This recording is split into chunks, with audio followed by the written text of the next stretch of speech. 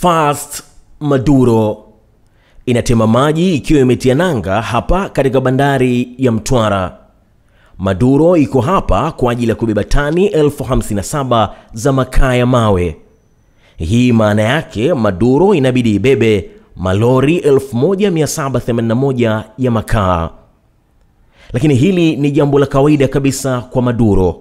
Hii ni meli yenye urefu na ukubwa wa kutisha.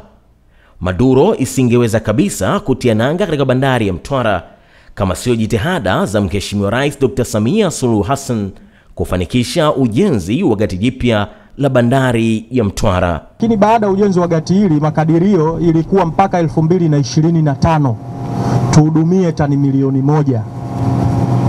Lakini mwaka ule ulioisha tu tumehudumia tani 560,000. Mwaka uliofuata 1.6 million tons zilihudumiwa hapa. Kwa hiyo unaona yale matarajio ya 2025 yalifikiwa baada tu ya ujenzi. Lakini licha ya gati hili jipya kuipa Fast Maduro nafasi ya kutosha, upakiaji wa tani 57,000 za makaa katika meli hii ni kazi ngumu kweli kweli. Bandarini Mtwara sasa yanafanyika mapinduzi makubwa. Mitambo ya conveyor belt inafungwa kurahisisha zaidi upakiaji wa makaa ya mawe.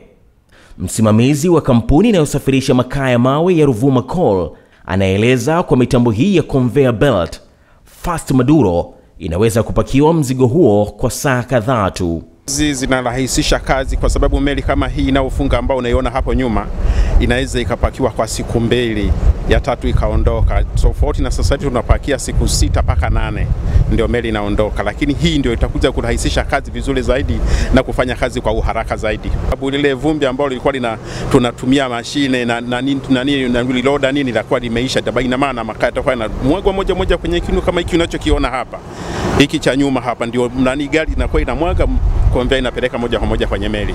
Kutoka hapa katika bandari ya Mtwara, MC Kaluta, Sauti ya Mswahili.